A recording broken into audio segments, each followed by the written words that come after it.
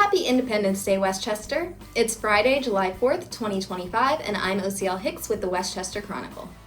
On Thursday, June 26th, the Southeastern Pennsylvania Transit Authority, known as SEPTA, made the difficult decision to accept their recently proposed 2026 budget. The plan is SEPTA's last resort to cover their remaining deficit of $213 million through service cuts, which will affect 45% of SEPTA's entire fleet of buses, trains, and trolleys. With the budget now in effect, Westchester residents can expect the following changes. Beginning in August, service will be reduced for the 104 bus route, which connects Westchester to Upper Darby. The route will have fewer stops, and the wait between buses will increase from 30 minutes to 40 minutes. The only regional rail Westchester residents have access to, the Paoli-Thorndale line, will be reduced to 30-minute intervals during peak service times and 60-minute intervals during off-peak service. Weekend service will be reduced to every 2 hours. In September, SEPTA fares across all buses, trolleys, and regional rail routes will increase by 21.5%. This means the standard bus fare will rise from $2.50 to $2.90, making it the highest single-trip transit fare in the nation. SEPTA will also implement a complete hiring freeze of employees, including operators. More service cuts will occur in January of 2026.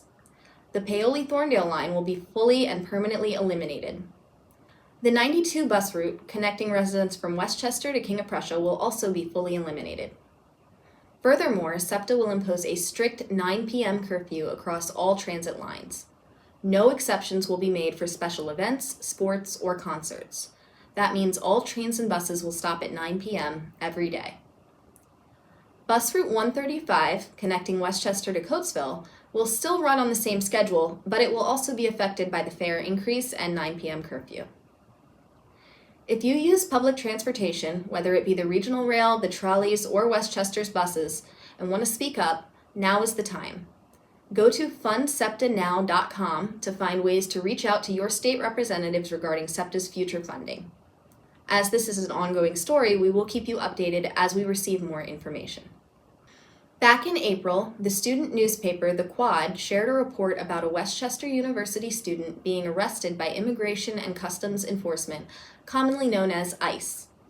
The news is still being discussed by many in our community on social media. We decided to follow up on this report by reaching out to the writer of the article, Elijah Fisher, as well as ICE representatives. Elijah wasn't willing to speak with us on the record, but we did speak with his source, Josh Mosher.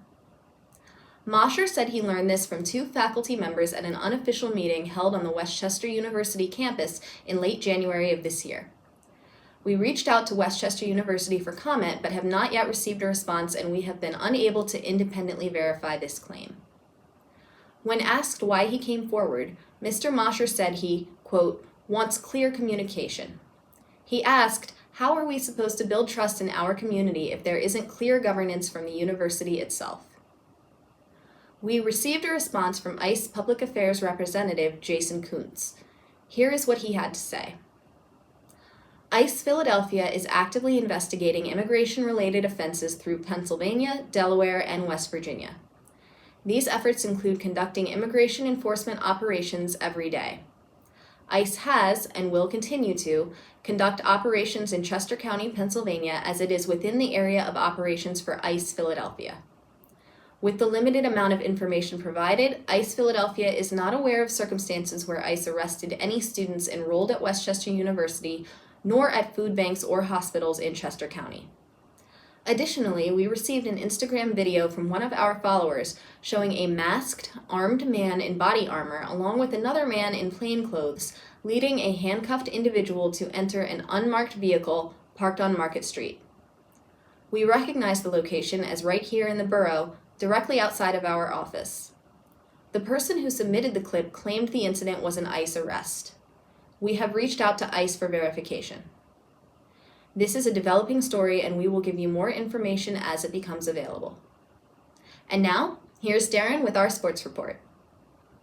In Philly sports, we finally will have a WNBA team in the city, but spoiler alert, we have to wait until 2030. After years of waiting patiently, the women of professional basketball are ready to spice up the city of brotherly love with some sisterly love. For fans, players, and young girls across the Delaware Valley, your time is coming. From the playgrounds of North Philly to the gyms of Westchester and Chester, the talent has always been here. Now there's a new platform for it to shine.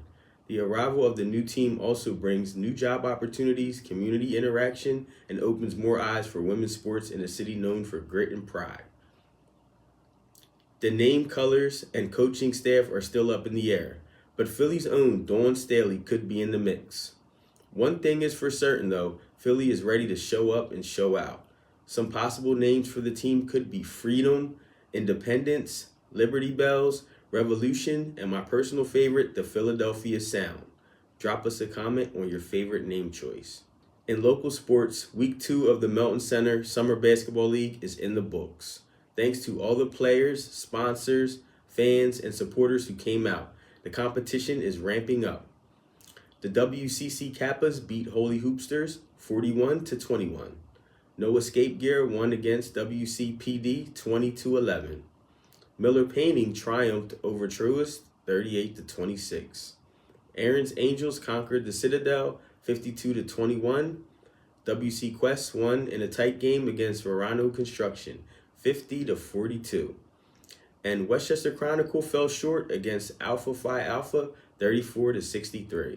Westchester Chronicle is a proud sponsor of the league. We hope everyone comes out on Sunday for more action. And now back to AuCíel. Thank you, Darrin. And now here's Emily with the weather. Well, hey there, AuCíel, and it's great to see you again, Westchester. I'm Emily Gaughan, here to walk you through your forecast for this weekend and beyond. Finishing up the week with Friday, the 4th of July, we're looking at good conditions for fireworks. Our high goes up to 84 degrees with a low of 61 and a slight breeze.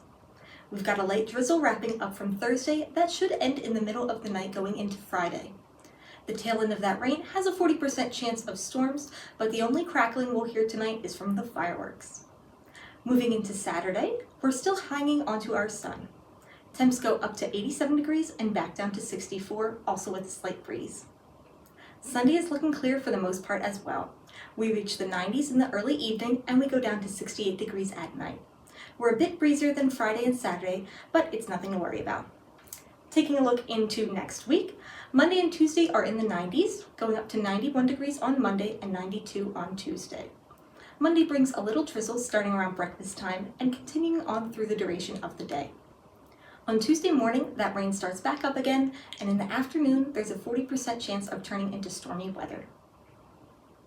Our rain from Tuesday continues on through Wednesday, but we'll have a break in the showers around the early morning. Wednesday also cools us off a bit, going up to 89 degrees and down to 67 degrees. We're also in the mid to high 80s on Thursday and Friday, with lows in the mid to high 60s. 87 degrees on Thursday, when our rain continues all day long. Starting Thursday, it's going to get a little heavier and it'll really start coming down in the afternoon. On Friday, the rain continues, but it does lighten up from Thursday's downpour. We're looking at a high of 85 degrees and the coolest high of this report with the slight breeze. Regardless of the rain coming later this week, the weekend is going to look pretty nice. The 4th of July is looking hot and sunny, and I myself can't wait to get back in the pool. Back to you, AuCíel. Thank you, Emily. Before we go, we want to wish you all a happy and safe Independence Day. Stay safe, stay cool, and have fun celebrating America's 249th birthday. Looking forward to the big 250 next year. As always, we appreciate you tuning in. Thanks to your continued support, our team has grown, and we look forward to bringing you even more coverage. With our friends at Align Space, we can take our project to the next level. However, in order to keep this show ad-free, we will need your help. If you appreciate what we do, please consider becoming a supporter on Patreon, liking and sharing us on Facebook, and subscribing on YouTube. It's the easiest way to support us and help us bring you the news.